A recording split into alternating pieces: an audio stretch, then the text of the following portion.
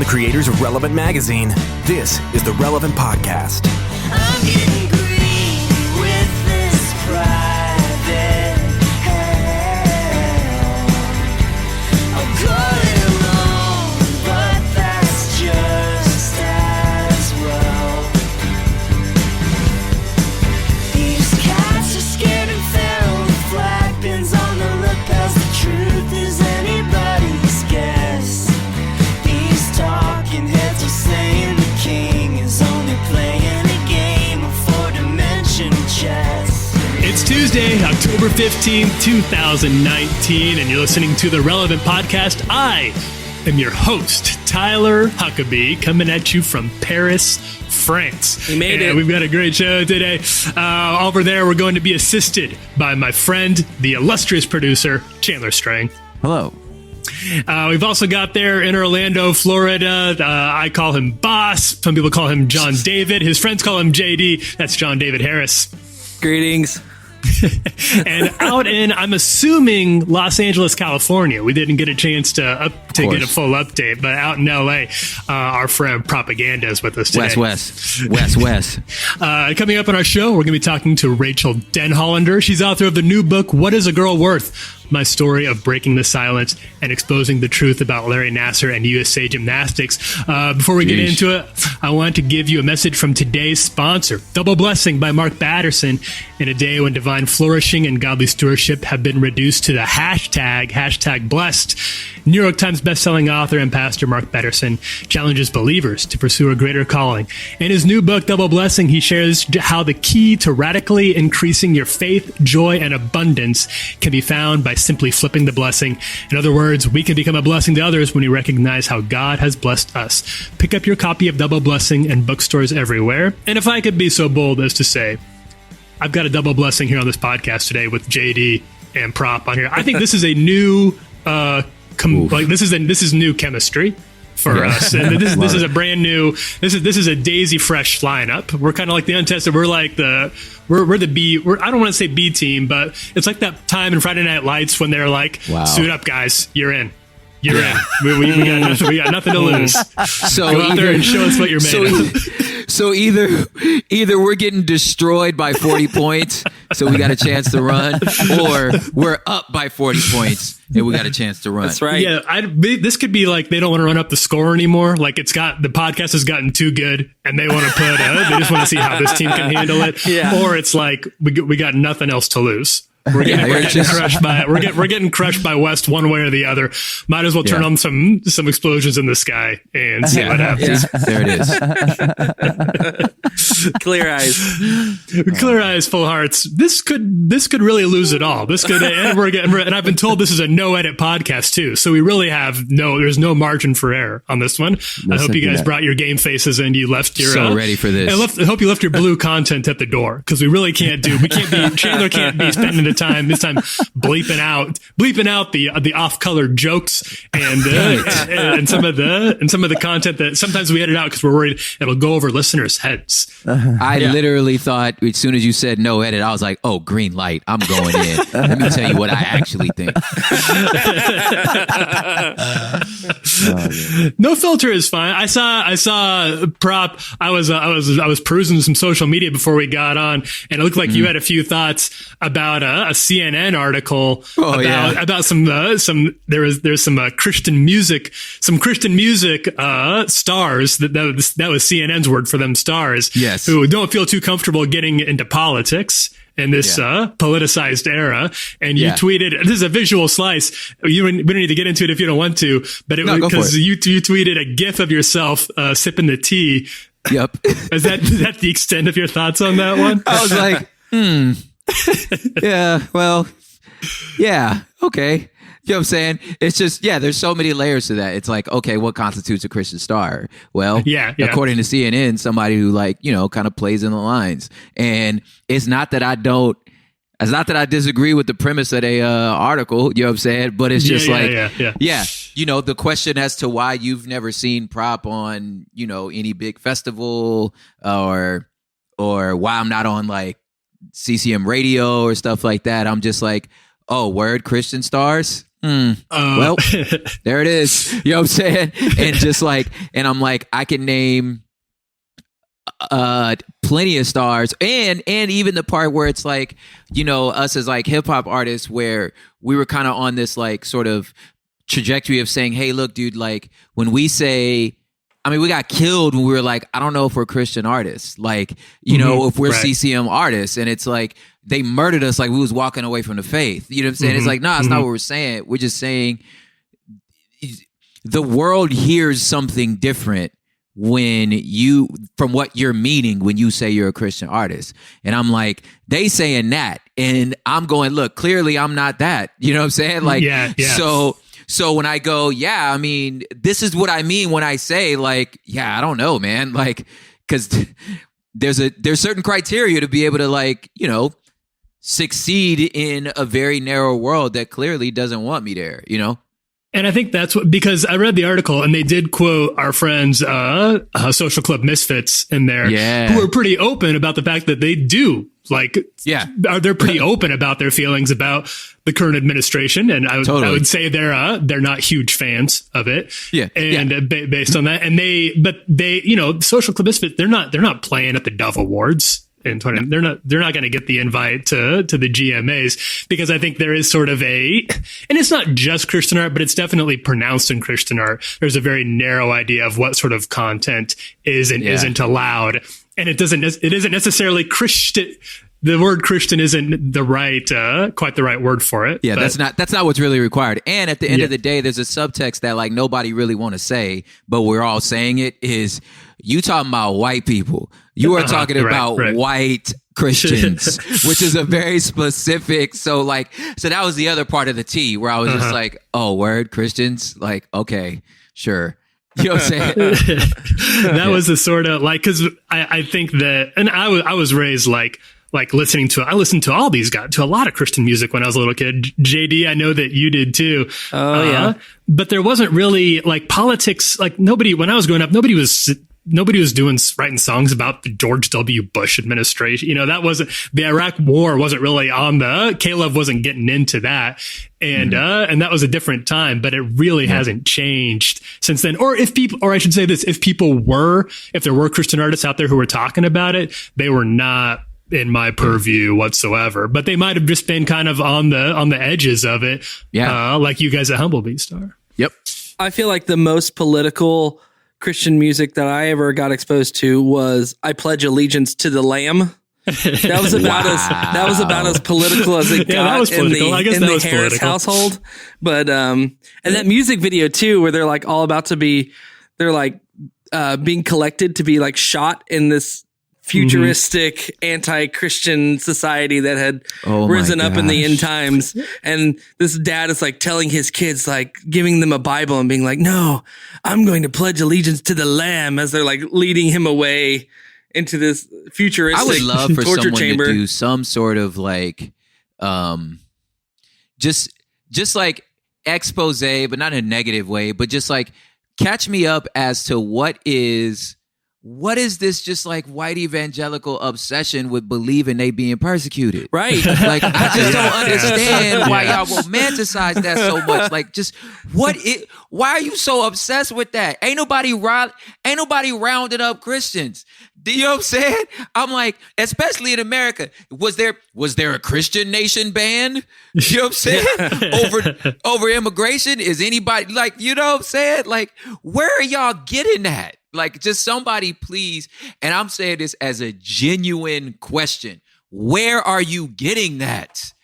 Like, what was the first like fanfic article that came out? Because that's what it really feels like, is like, imagine a world, because this is like the upside down, the idea that Christians are persecuted. This is like completely backwards from, it's untethered from reality, but it's an extremely popular, like fantasy thing that people love to they're like, you almost want, where? And it's like, okay, if we were in China, if we were in Bangladesh, you know what I'm saying? Is this like, are we in the caliphate right now? If we was in the caliphate, I'd be like, make your movies. You know what I'm saying? But like, what is you talking about?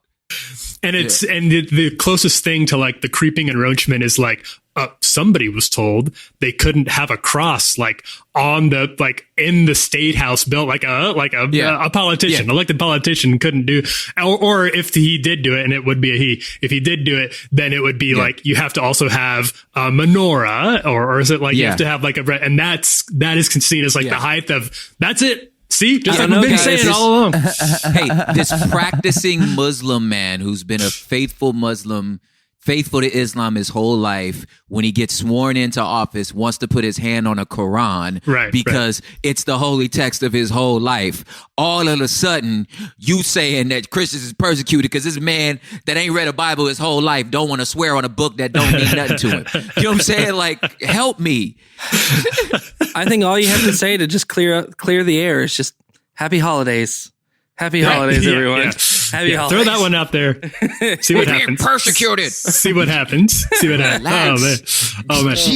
This is what they got. This is what Relevant brought on itself by putting on this squad. You don't bring us around for the easy conversations. Come on now. And we're just getting started. We're like 15. We even got into the content.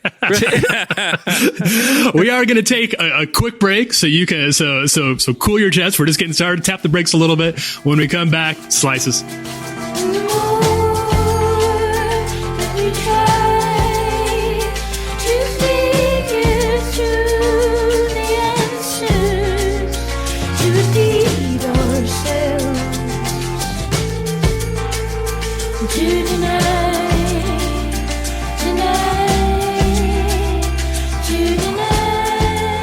You're listening to Big Thief.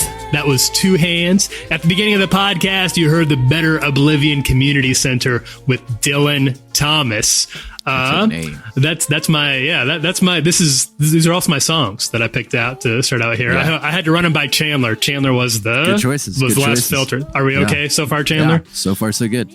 Okay, yeah, baby. I'm glad to hear it. All right, it's time for slices. JD, what do you got? Okay, so scientists in Japan have discovered something. We're already in. Whenever a scientist in Japan discovers something, I always get really excited.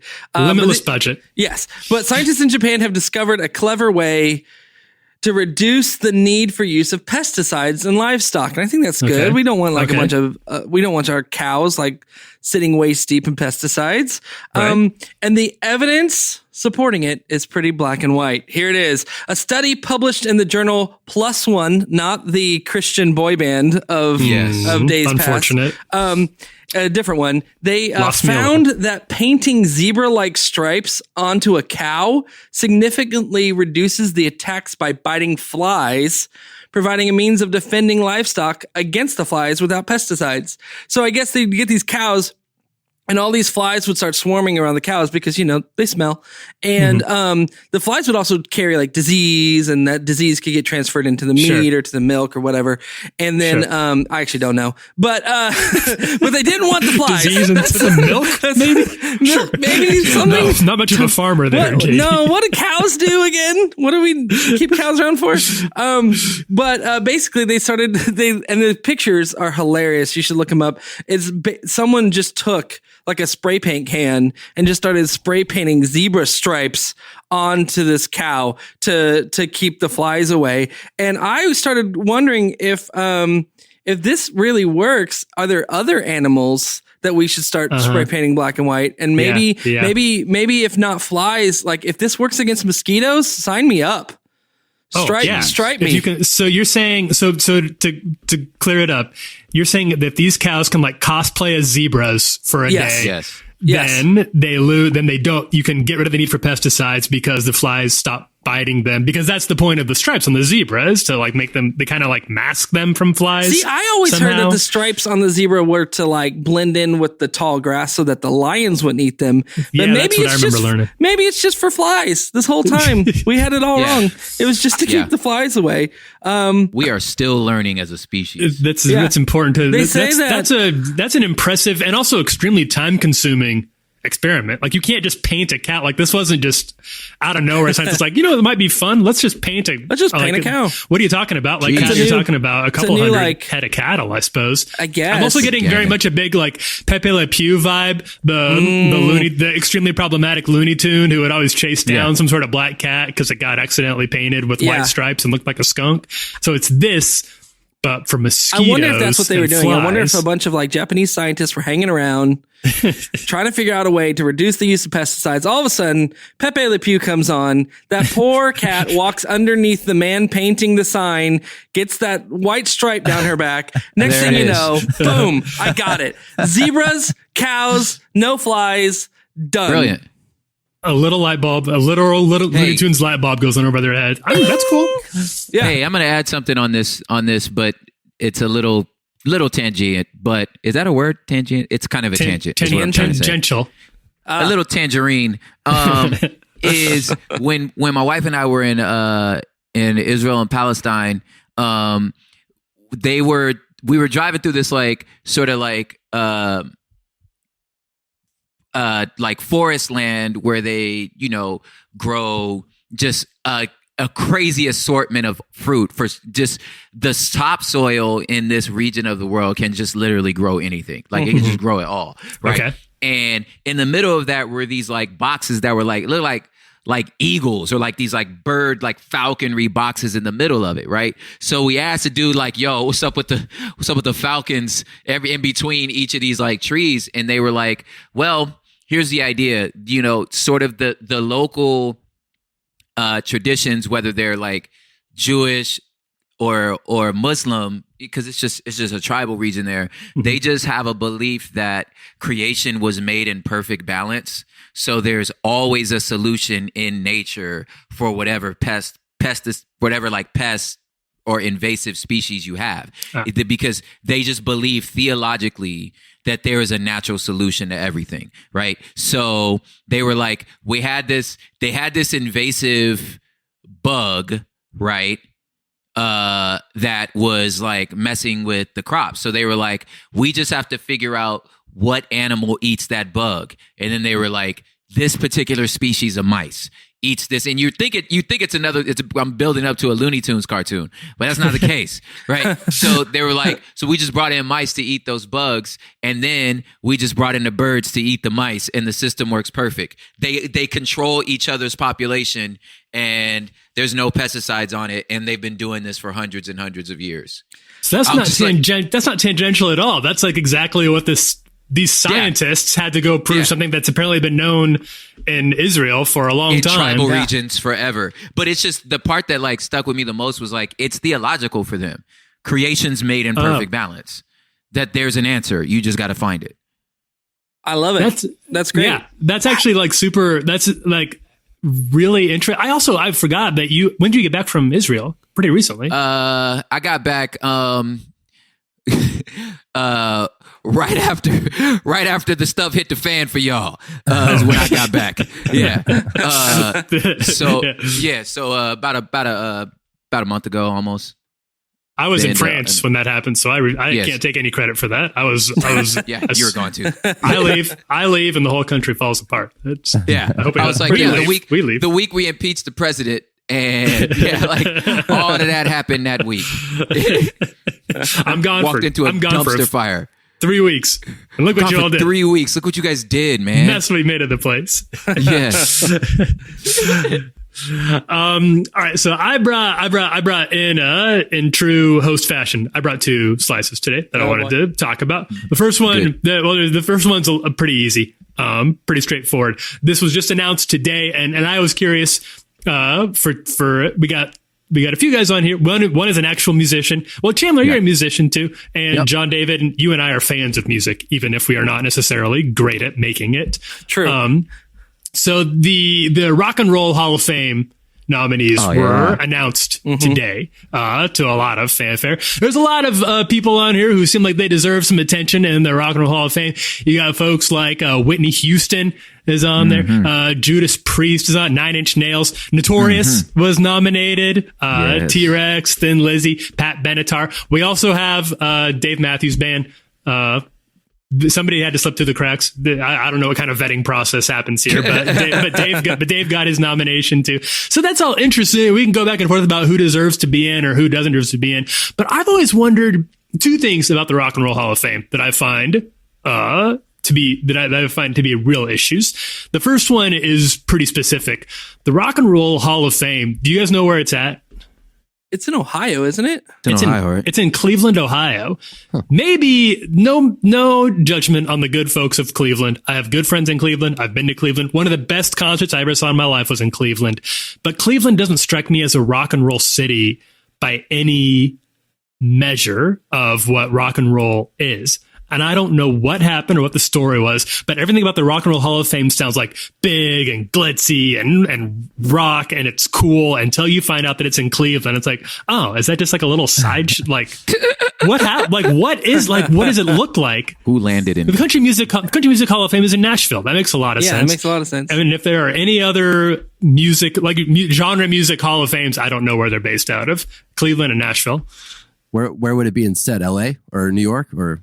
I feel like yeah, either of those, or even like Detroit, even like some place that's got like that, like that kind of like blue collar, I don't know, born in the USA vibe of rock and roll. Cleveland is just like they like baseball. Yeah, from what I understand, they like baseball, and they have the Browns. Yeah, who have orange helmets, which is very confusing. And Drew Carey. And Drew Carey. They have Drew, yeah. Are there any... I think Howard the Duck was based out of Cleveland, as strange as that is. Both Thugs in Harmony. Okay. Are they from Cleveland? Yeah, are you kidding me, man? That was the whole thing. I didn't know that at all. They would be thieving up in Cleveland. Yeah. And they're probably not even in the Rock and Roll Hall of Fame. You remember the end of the Thuggish Ruggish Bone when she's like, Cleveland's definitely in the house. I feel very exposed because I like to think that I could tell you, oh yeah, of course they were from Cleveland, but no, I didn't know that. This bone. This is news to me. Ohio has the idea of the quintessential heartland of America thing. And so if you're trying to like nail the this is Rock and Roll Hall of Fame, this is the heartbeat of America is rock and roll and our musical angst, then maybe placing it somewhere in the heartland would make sense. But it's still, you're right. It doesn't feel like a rock and roll town.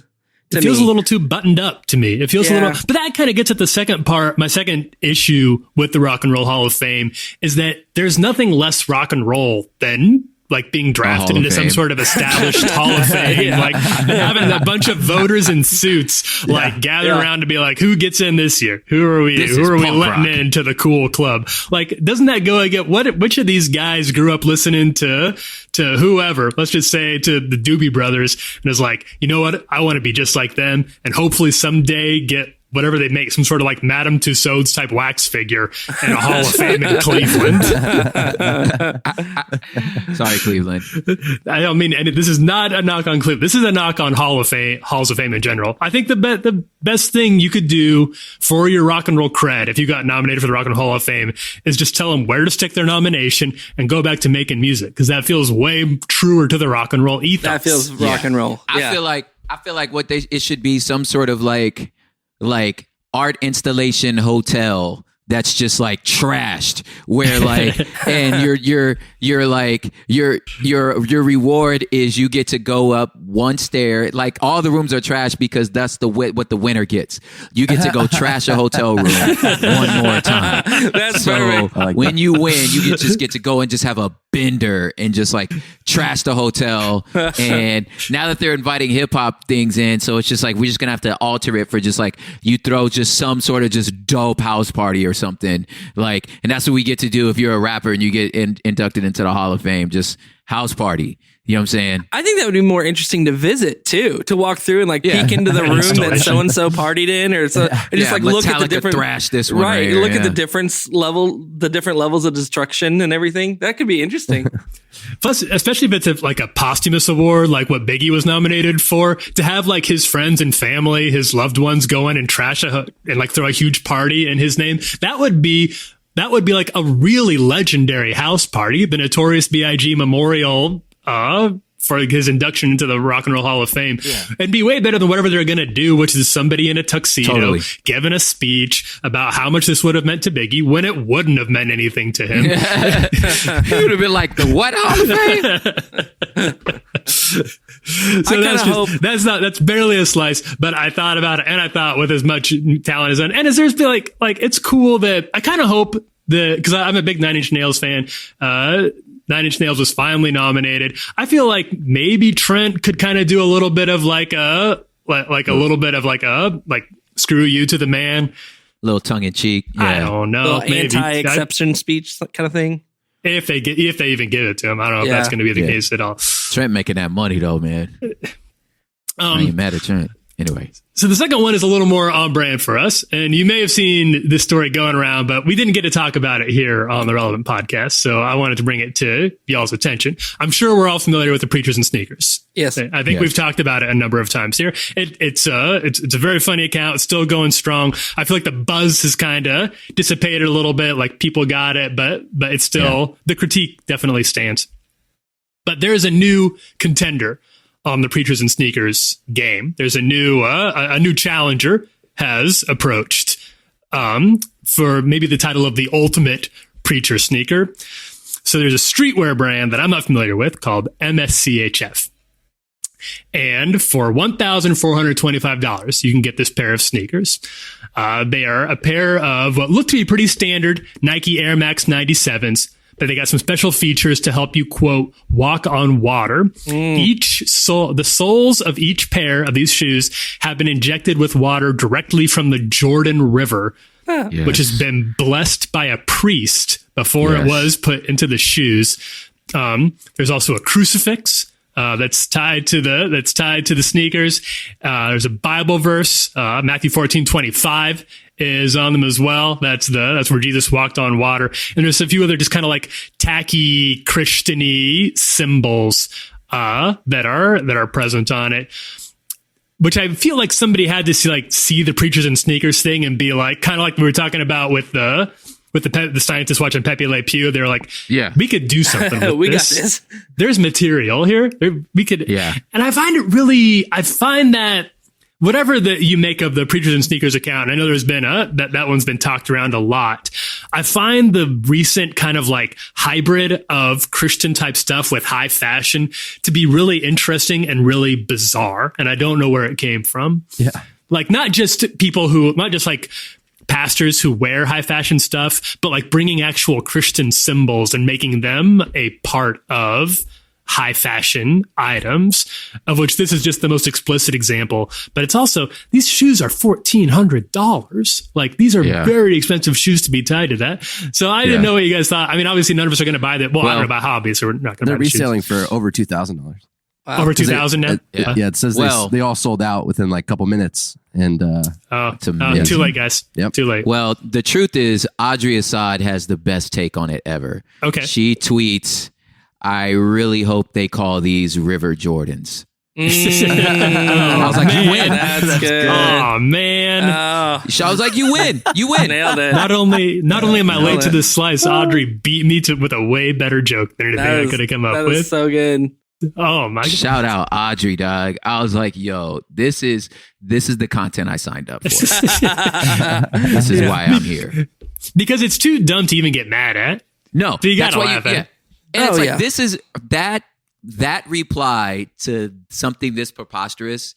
This is why you can never delete Twitter. It's because someone's gonna give you a gem like that, and you're like, you just captured all of it in that. Man, you should call them River Jordans. And it's not the same to find out via a screenshot on Facebook. You got to stay on Twitter for that. You have to see it in real time. I want to see it in the moment. Yeah, I'm glad you told it to me. I'm sorry that I missed it, but I'm glad you showed it. You showed it to me. Were you in the Jordan River when you were over there, Prop? Did you see the Jordan River? Me and my wife got it was like our anniversaries this month, so we took this trip as like a 10-year anniversary. So we did a double dunk baptism, in the Jordan. So that was pretty rad. It was like a rededication for our marriage and 10-year celebration, yada yada. A dove flew and landed. What? I swear to you. What? Not making that up. dove came. Did you hear a voice from the clouds? I heard a voice from the shores saying, "Hurry up, it's our turn." Also heard the sound of a sound of money changers selling us photos of the moment. Yeah. I've never been to Israel, never been to the Holy, never done the visit. People talk a lot about how like it just changes. Like that's the thing, like that, how it just like it's like seeing the Bible in color for the first time. Would you say that would you call it transformative? It was transformative for a number of reasons. One was like the idea that, so you're getting these moments, you're having these like, oh my God, you're standing on the Mount of Olives. Oh my God, this is the Garden of Gethsemane, or maybe the garden looked like this. Like, wow, this is incredible. Like, oh my God, I'm having this deep spiritual moment on this land.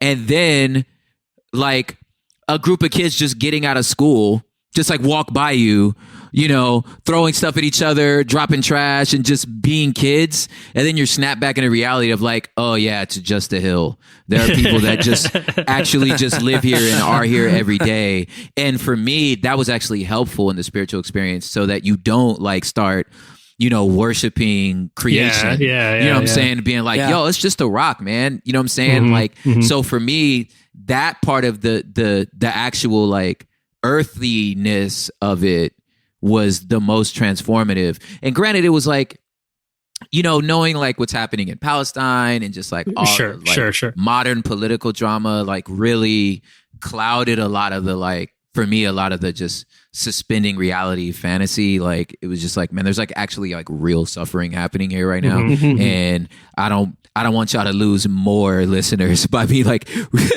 going too far into that. But it definitely clouded my experience. But it was definitely transformative.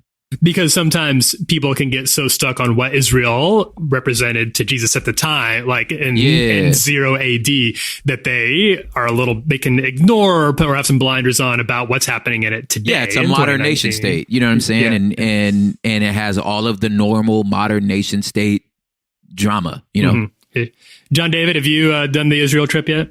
I haven't. I've kind of wanted to. The right opportunity hasn't, I guess, presented itself. And I mean, I haven't even gone to the Holy Land experience here in Central Florida, which would at least, that's like on you. That's a 20-minute drive. There are no kids like throwing rocks and trash at you when you were at their Mount of Olives, I have to say, from what I understand. But no, I wanted to.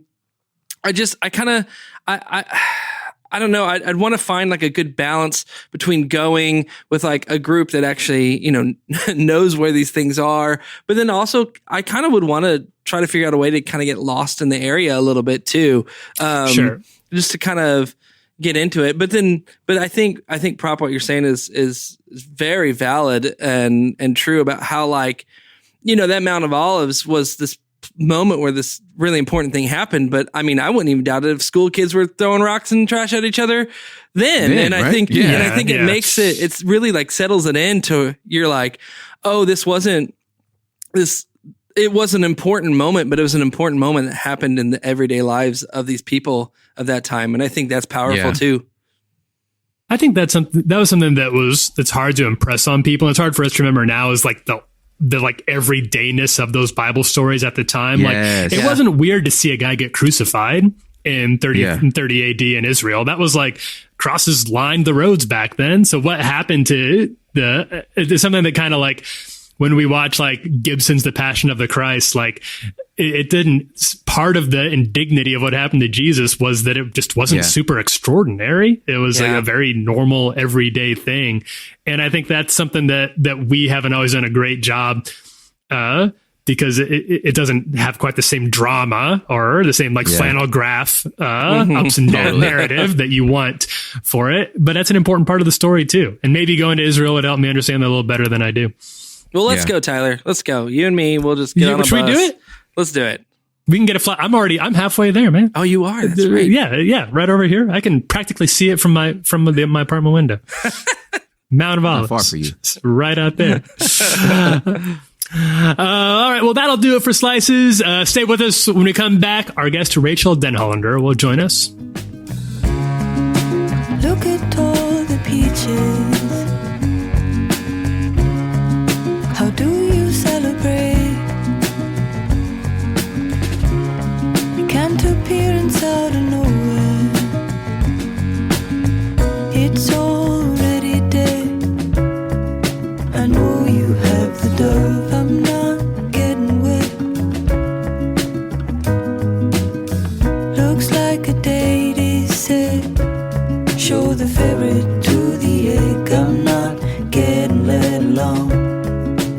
You're listening to Aldous Harding. That song is The Barrel.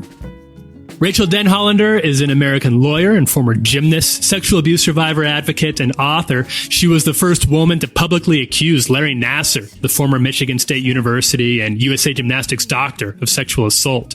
Her book, What is a Girl Worth? My Story of Breaking the Silence and Exposing the Truth About Larry Nassar and USA Gymnastics, tells the inspiring true story of Rachael's journey from an idealistic young gymnast to a strong and determined woman who found the courage to raise her voice against evil, even when she thought the world might not listen. I spoke to Rachael a few weeks ago. Here is part of our conversation.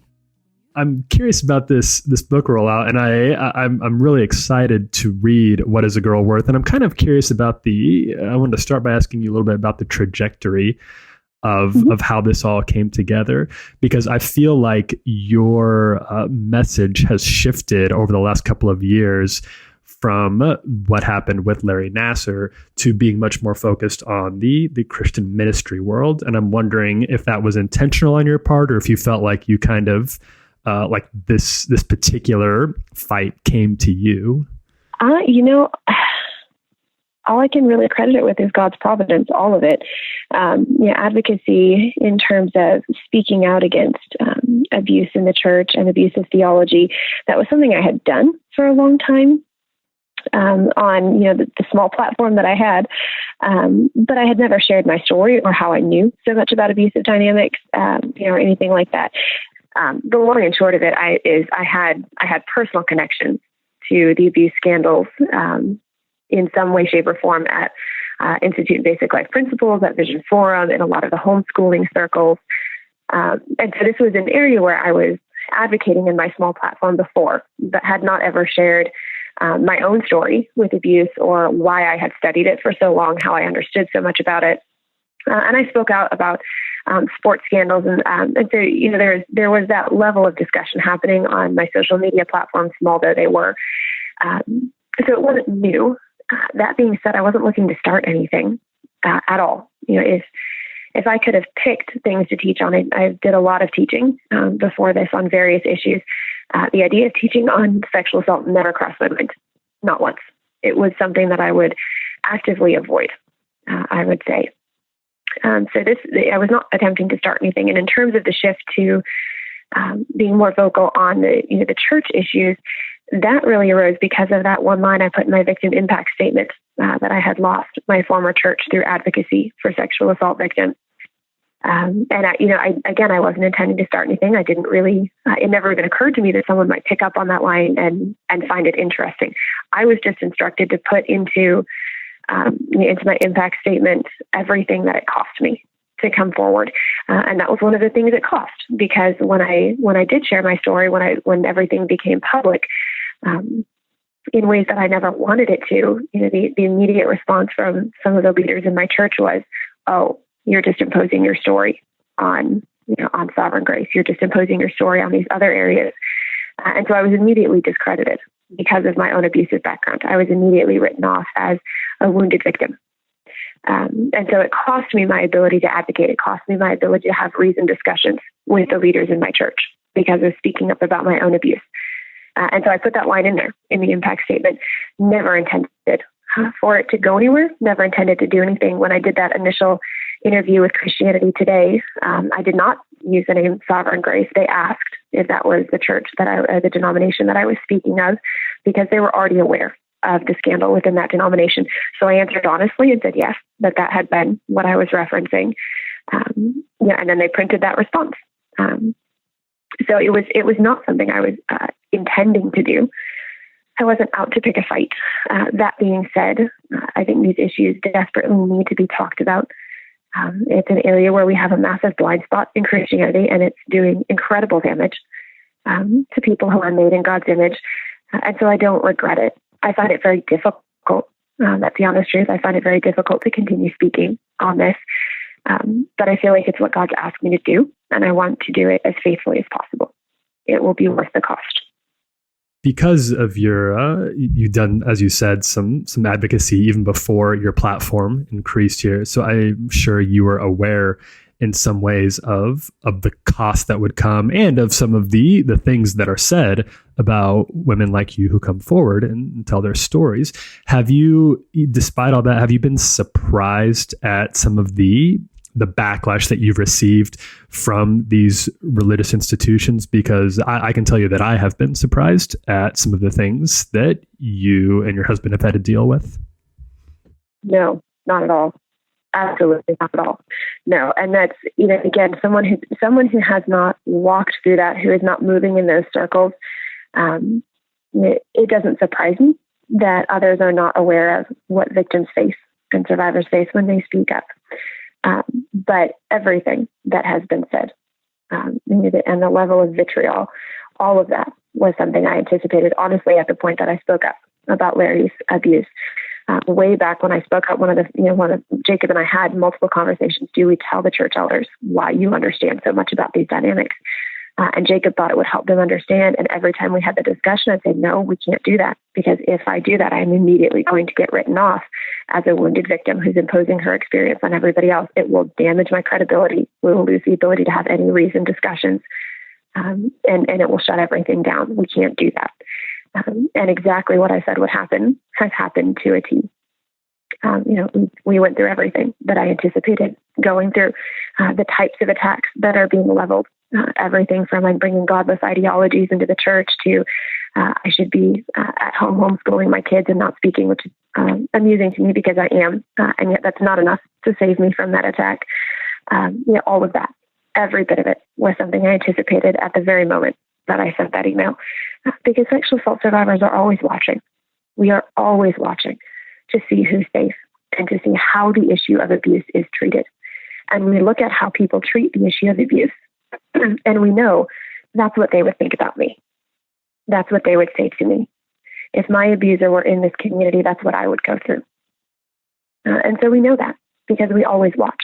So unfortunately, absolutely nothing has been a surprise. I wish I could say it was. What do you credit that to? And there are probably different reasons for different communities.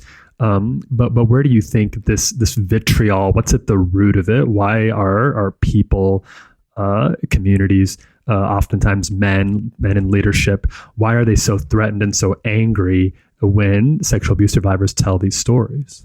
I think there are a wide variety of reasons. And there's some overlap. There's some points of commonality between institutions. There's always an aspect of reputation. But by and large, I don't find that to be the driving factor in a church context. And that's actually what makes it so difficult to deal with. In a church context, more often than not, it is a incorrect theology or an imbalanced theology. An incorrect or imbalanced theology of pastoral authority, an incorrect or imbalanced theology of divisiveness and unity, where anyone who speaks up is automatically categorized as divisive or creating disunity in the church. An imbalance in how we understand grace and forgiveness, such that abusers are not turned over to authorities or are allowed back in the church in unwise circumstances that gives them the ability to continue abusing or continue harassing or harming the victims they have in that church. There is often an imbalance in our understanding of how far a pastor's authority goes, or even an imbalance in how we articulate the idea of the sufficiency of Scripture. My husband and I go to 1689 Reformed Baptist Church, so we are very firm on the sufficiency of Scripture. But we also recognize that there are areas where we need to get education because Scripture simply doesn't spell out every single detail. Scripture doesn't have the federal rules of evidence in it. Scripture doesn't have what we understand about how our neurologic systems process trauma and how memories are retrieved after someone has been abused. And so we could benefit from wise teaching in a lot of areas. And, obviously you hold that up to the plumb line of Scripture because Scripture is the ultimate authority. But Scripture is not the only thing we ever look at in any context. Scientists study other aspects of science and historians study things other than Scripture. And in the same way, when you are ministering to victims of trauma, you study aspects that are found in good and solid sources. But oftentimes Christian churches don't view it that way. And so it leads them to not be educated on dynamics of abuse. It leads them to not be educated on how predators operate, how victims respond. to not be able to see warning signs, and to not understand how to respond when those things are happening in their church. But because the root of most of the imbalance in church is found in improper or imbalanced theology, it makes it very difficult to deal with. Because what happens is when you speak up against these, about these churches or against what's taking place in Christianity, the immediate response is you're attacking the gospel. You want to see the church destroyed. You're bringing down a godly man. You're creating division. You're creating disunity. And churches actually clamp down harder. They circle the wagons more because they honestly believe they are being persecuted for righteousness' sake, and that you are coming at them with godless ideologies. And that makes it very difficult to change because secular institutions who are motivated primarily by money and reputation, you can apply enough outside pressure. If you're lucky, you can apply enough outside pressure that it motivates them to do it better the next time because they don't want to be, they don't want to be sued. They don't want to have to pay damages to victims. They don't want to lose their reputation. They don't want to lose their credibility. But churches don't work like that. Most of the time, they honestly believe they are being persecuted for the gospel, and so they buckle down harder. And that makes it very difficult to change the tone of what's happening in the church today. That was Rachael Denhollander. Her book, What is a Girl Worth, is out now. I would really encourage you to pick this book up and really just listen to everything that Rachael does. She has been absolutely fearless in this mission of hers that she did not ask for, and she very candidly said she doesn't really want, but she is choosing to fight anyway, so that other people don't have to. It's incredibly admirable, and I loved reading the book and was really moved by it. We're going to take a quick break. When we come back, it's Ask the Cast. Now if you think I'm chasing the seasons like a band is someplace to be, I'm your stepdad, and I know they say I'm scheming and leaving, dreaming my life away. Is there something that interferes with your happiness or is preventing you from achieving your goals? BetterHelp Online Counseling is there for you. Connect with your professional counselor in a safe and private online environment and get help on your own time and at your own pace. You can schedule secure video or phone sessions, plus chat and text with your therapist. BetterHelp has licensed professional counselors who are specialized in depression, anger, stress, anxiety, and more. Best of all, it's a truly affordable option. Relevant podcast listeners get 10% off your first month with the discount code RELEVANT. So why not get started today? Go to betterhelp.com/relevant. Simply fill out a questionnaire to help them assess your needs and get matched with a counselor you'll love. That's betterhelp.com/relevant. I could put you to sleep just by reading, or turn the living room into a Neverland. I love to make you laugh. You're listening to Alex Cameron. That was Stepdad. Alex's stepdad, not mine. Okay, it's time for Ask the Cast. We went on Twitter to ask you all some questions to toss around to everybody else. We'll pick some of our favorite ones here. All right, we'll go with this one. This one is from Meg Dorset on Twitter. Since we already gave a hard time to the good people of Cleveland, it's only fair that we spread some of the hate around. She asked, what is the most useless state and why? Oh, man. Oh, that's tough. A lot of contenders. 50. Yeah. Really, you could make a case for almost any of them. Contenders. Useless, man. That's the hard part. There's the states you don't like. Yeah. But then, like, doggone, useless. Does it provide value to the overall? Because I'm from Nebraska. I don't mind people dragging Nebraska. I get it. I was raised there too. But there's a lot of corn in Nebraska, and people need corn. So I don't know that useless works. What does Wyoming give us? Yellowstone. Yellowstone's but see, that pretty. Could be that could be in Montana though. Like you could you could divide Wyoming between Colorado and Montana, and I feel like we wouldn't miss it. Yeah, as a state, as like a functioning state, you have a point.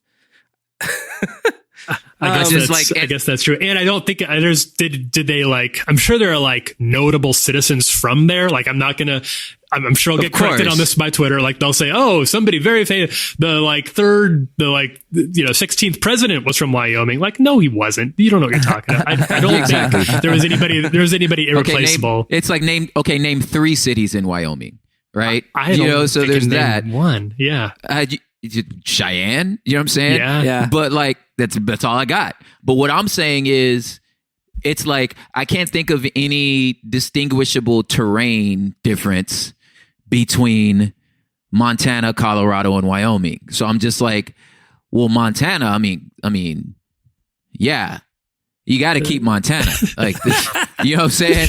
Colorado, I mean, come on now. Colorado is like a good contender as like, yo, you're like the top 10 most of the homies. Useful. You know what I'm saying? Most useful. Most useful. Oh, for like, sure. Yeah. Like you are the homies. Like Colorado rides. You feel me? So I feel like your clout would shoot up if you just divided Wyoming between Colorado and Montana. And like a reverse of that, I also feel like there's no need for a North and South Dakota. That was my first thought. Man. Just why Absolutely not? True. Why not Dakota? I mean, it'd just be be huge. Dakota. But there's not nearly enough there to justify. What do they have? They have Mount Rushmore. Impressive. Yeah, but Mount Rushmore is like. But you could do that with one state. You could do that with one Dakota. State. Yeah, built on indigenous land. Just. Yeah, and I'm like, okay, so you got Mount Rushmore, so you stole a Native American land and carved the colonizers into the side of it. Okay, so cool. Maybe y'all should just be one state. Maybe like that's the penalty. Yeah, that's the penalty. Because of that, you don't get 2 states anymore. You're down to 1 2 Dakota. States for that. Yeah. All right. I think that's fine. All right. Is this the wokest relevant pod y'all ever had? We're never being asked. None of us are. I might be asked to leave the company. We'll go a little bit lighter for the next one to give people a breather, but we're going to be back. Katie Hobby asked, would you rather go on a free 1-day trip to space or to the bottom of the ocean? Space. I pick space. All day long. Space. I don't know. What about space? I don't want to do either of those things. Oh, I don't know. Well, space. So I've always been fascinated with like space travel and stuff, because I'm a nerd. But just like you could, in theory, look out a window and like see the planet and see all the stuff. If you're at the bottom of the ocean, you can't see nothing. There's nothing. There's no light. There's nothing. You're not gonna. The thing is, it's a 1-day trip. You're not going to get that far in space. Yeah, that's true. Yeah, it's a 1-day trip. And we need some parameters here. Like, what do we mean? Outer space is big. Are we just going to go, like, spin around North America? Yeah, you're just going to shoot up and then turn back down. Yeah. Don't get me wrong. There's no way you cannot minimize that experience. Right. I just feel like if you go to the bottom of the ocean, the amount of things you could see in a day... No, I disagree. There's probably species. Yeah, you have this. There's species. I'm positive, and I mean this. This is a fact. We have yet to explore the depths of the ocean. True. There are species on this planet we still don't know. I agree. I think kind of epic. But I also think traveling to the bottom of the ocean takes. I think you are overestimating the time it takes to get to space versus the time it takes to get to the bottom of the ocean, because you have to like go through compressions and like there's different levels that you go through. It'd like take you a long time to get down to the bottom. Hey, you try to tell me prep to be off the planet is shorter. Well, like even when you decompress, you have to wait. I do want to know. I think for the purposes of this question, I think we need to establish like 24 hours starts when you arrive at the destination. Okay, that's fair. So when you're in outer space, that's a tough one. You've got 24 hours, and then you come back down, or bottom of the ocean, whichever. I think I would do. You got zero gravity in space. Bottom of the ocean kind of scares me, man. Bottom of the ocean freaks me out. They're both scary. I was like, how is that less scary than space? Well, space. I don't think you're going to run into like evil aliens in a day trip to space. You could you need at run least into 3 evil days giant to do squid that. in a day at the bottom of the ocean. You could implode. How about that? Well, yeah, I guess that's true. Like a gravity type, Sandra Bullock type situation where everything goes. Yeah, I guess that's true. Okay. All right. Well, they both have risks. I think you have more risks. Epic. All right. Last one. This one is going to lose us a lot of follow. This is going to be it. This is it. Cut me loose. This is what you all get for letting me host today. This question comes from Way Guevara. How do we feel about Jim macking on Pam when she was still with Roy? How would you counsel Jim as a friend if this was happening in real life? Now, I think this is a good question because I have thought about this. Jim did not show a lot of propriety around Pam, who was engaged during most of their like pre-married romance on The Office. Yeah, it's kind of messed up. I don't know. I do think they did a good job of showing you how much of a dirtbag Roy could be. Sure. He was a bad man. No one's defending Roy. No, this is not a Roy. Was it still appropriate? Specifically Jim. No matter how much chemistry he had with Pam. Jim shot his shot. And yeah, he shot his shot, man. It's hard to like, we have the hindsight to be like, well, you know, it's a great move, but like it worked. Had I been engaged and some dude at my wife's job, no matter how much of a jerk I was, you know what I'm saying, had wooed my wife into kissing her on my engagement party. That's a bad move. And then Roy's made out to be the bad guy when he like storms into the office wanting to hit Jim. But that is like without condoning violence, that is an understandable reaction. It's a very understandable to the circumstances. I think I have to take, I don't like to say I'm taking Roy's side here, but I do think there is a standard that Jim didn't live up to. And I like Jim. I don't know. I think I'm kind of the opposite. I think I kind of feel like until you say the vows, all's fair in love and war. You know? He did kiss her. He kissed her. That feels like a lie. But they weren't married. They weren't married. There's some truth there, man. You're right. There's some truth there. It's like, you know what, dude? I'm going to shoot my shot. You can swat it. You know what I'm saying? Yeah. Oh, yeah. man. I don't know, man. If We're you're getting secure, into some Me Too stuff here.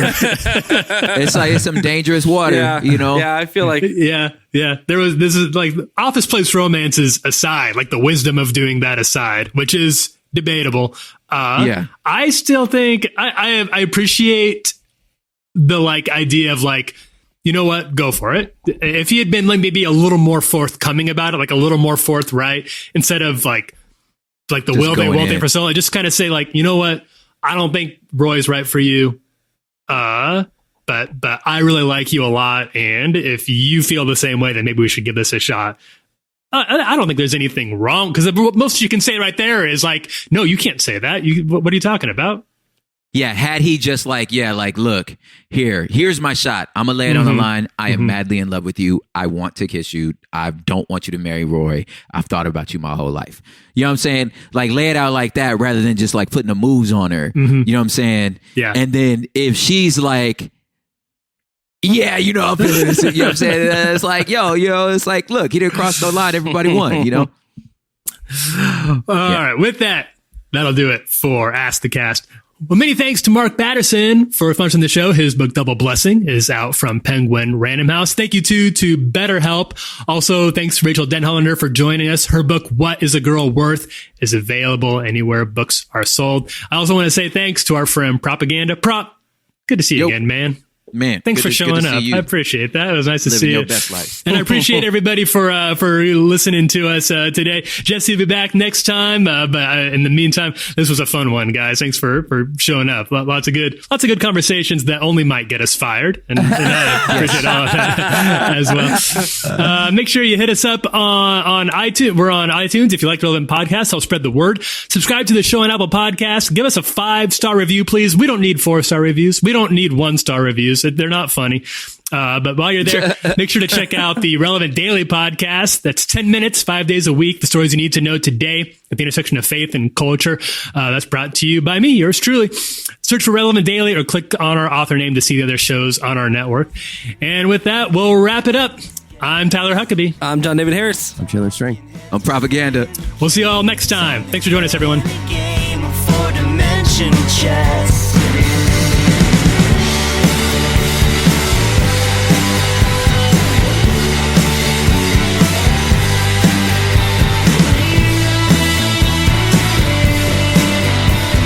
Thank you for listening to the Relevant Podcast. If you like what you heard, be sure to leave us a review on iTunes. Check out other shows from the Relevant Podcast Network in the podcast section at relevantmagazine.com. And while you're there, browse exclusive podcast merchandise at our online store. Make sure to subscribe to Relevant Magazine. Info is available at relevantmagazine.com/subscribe. Some peace and quiet and shut up at the silent retreat. They say you gotta fake it at least until you make it. That ghost is just a kid in a sheet.